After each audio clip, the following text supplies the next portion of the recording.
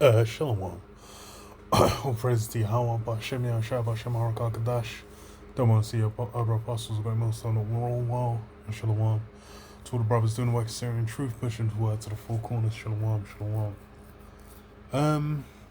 You got an article here just kind of going over, um, Trump, his nature, and, what that means going forward. Because as far as when it comes to prophecy, we know there's a few things that need to go down.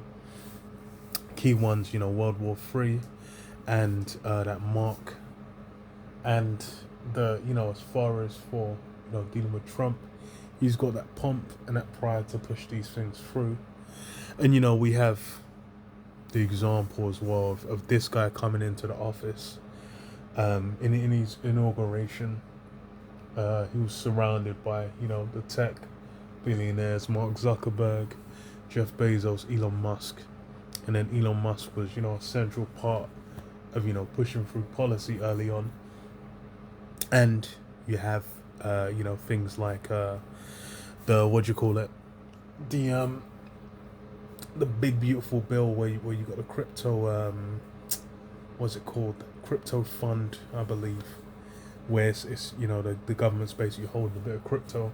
These things are being pushed through. The technical side is being pushed through. And you got Palantir as well, where you have a lot of information control, a lot of and even with ICE as well, getting their funding, getting pushed through. They're being used, as a fist, and then Palantir is like the glove to kind of soften it and have information control. So it's on New York Times. It says Trump's effort to control information echo an authoritarian playbook. Skipping down, it says an old rule in Washington holds that you are entitled to your own opinions, but you're not entitled to your own facts. President Trump seems determined to prove that wrong. Don't like an intelligence report that contradicts your view, go after the analysts. Don't like cost estimates for your tax plan, invent your own. Don't like a predecessor's climate policies, scrub government websites of underlying data. Don't like a museum exhibit that cites your impeachments, delete any mention of them. Mr. Trump's sworn facts reached new heights on Friday when he angrily fired the Labor Department official in charge of compiling statistics on employment in America because he did not like the latest jobs report showing that the economy isn't doing as well as he claims it is. And that's, it's not just America, it's just globally. Globally, pretty much everyone's been in a state of stagnancy post-2008. And then, some regions like Japan hasn't been, it has been stagnant since the 90s. Various places, when you actually go to real business, they will have been incredibly stagnant. But then, through economic policy, you can stimulate spending, but then it shows up in, housing prices, in real food prices, things like these, that there's been a steep decline, and that shit ain't running. So this is what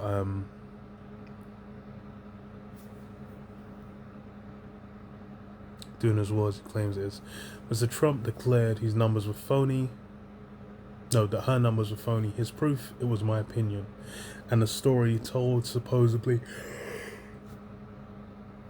proving she was politically biased and no basis in fact itself. The message, however, was unmistakable. Government officials who deal in data now fear they have to toe the line or risk losing their jobs. Career scientists, long-time intelligence analysts, and non-partisan statisticians who serve every president regardless of political party with neutral information on countless matters, such as weather patterns and max efficacy, now face pressure as never before to conform to the alternative reality enforced by the president and his team. And that's and the thing is as well is like to present it like it began with Trump. It was the same thing under Biden.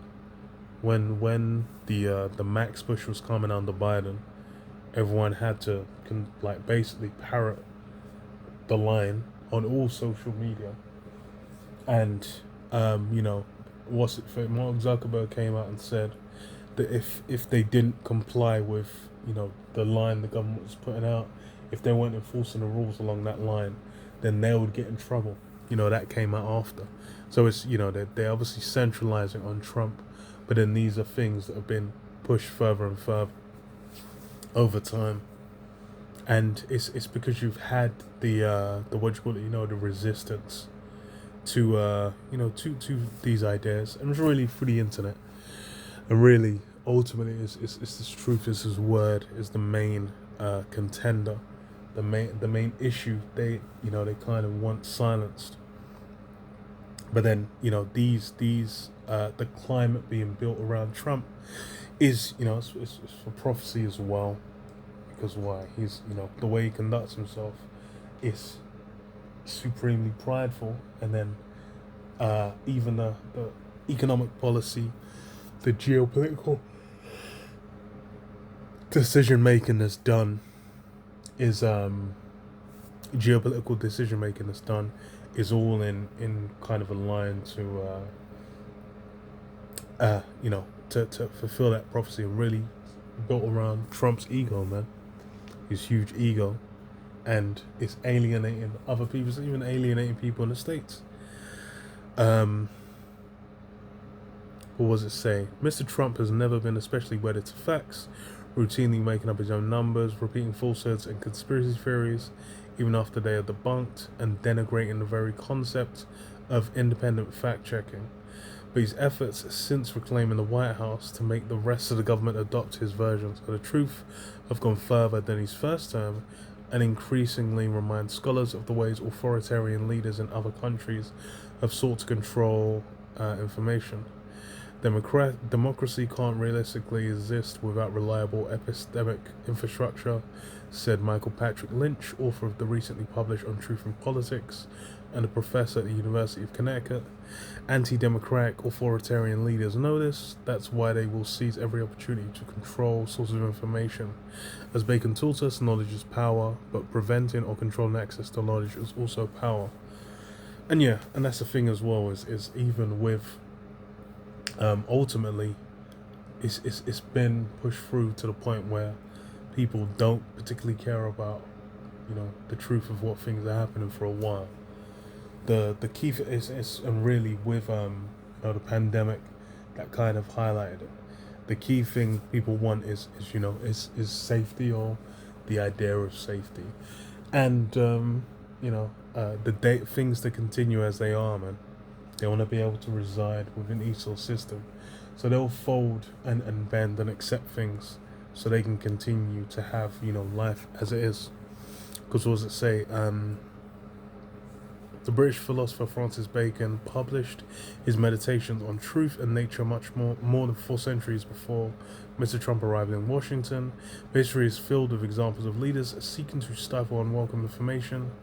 The Soviets falsified data to make their economy look stronger than it was. The Chinese have long been suspected of doing the same. Just 3 years ago, Turkey's autocratic leader fired his government statistics chief after a report documented rocketing inflation. Mr. Trump's advisors defended his decision to fire the Labor Department official, saying he was only seeking accuracy, and released a list of recent job estimates that were later revised. While revisions of job creation estimates are normal, they argued without evidence that the recent ones indicate a problem. And it's the whole entire way that the statistics around unemployment and jobs in the US is recorded. It's been a mess from the first, anyways. From the jump, it's been complete dog shit. Because the reality of what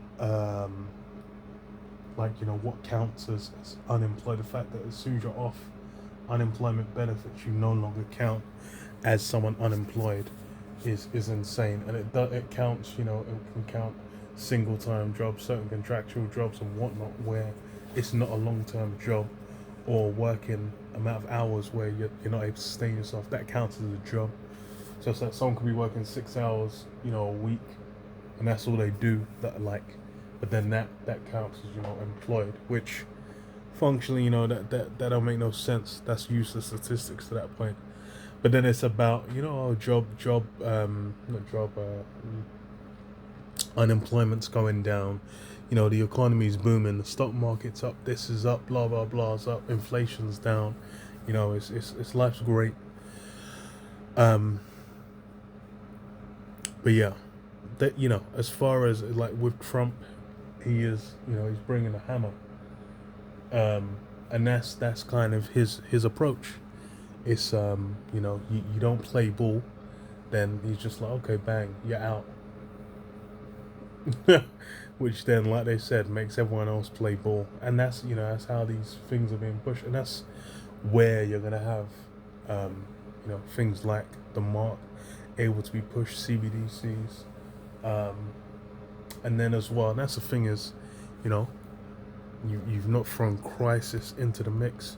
You throw crisis into the mix, and then it scales up exponentially as well. And then what people are willing to put up with becomes they're willing to accept more and more things, because otherwise they're fucked. Habakkuk 2:4, it says, "Behold, his soul which is lifted up is not upright in him, but the just shall live by his faith. Yea, also, because he transgresseth by wine, he is a proud man, neither keepeth a home." Yeah, so his soul's not upright and he's a proud man. And that's the nature of Esau. And then, really, Trump is emblematic. He's a perfect example. He's a key example you can put for that pride, for that pomp of Esau. Because all that pride that he's got,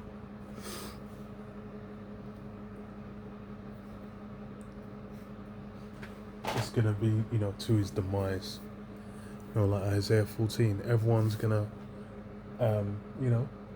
be relieved when they stop getting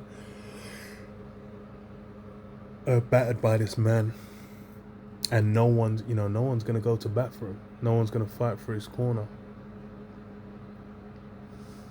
It says, "What shall not all these and cannot be satisfied, but gathereth unto him all nations, and heapeth unto him all people. Shall not all these take up a parable against him, and a taunting proverb against him, and say, Woe to him that increaseth that which is not his?" Yeah. Is not everyone gonna turn and be like, yo, woe to him that increaseth that which is not his? All that, has been done by America historically, they're gonna be held to account for that. Really, in the eyes of it, like, you know what, this place is fucked. These guys fucked over every other country. They've centralized everything on themselves. They've made the whole world basically revolve around them. And then it's something that is to their doom, man, to their demise, as far as globally, where everyone's realizing like, yo, we can just be fucked over because this lunatic over here decides to do X, Y, and Z. And that's really a big part of the push of how this man gets down.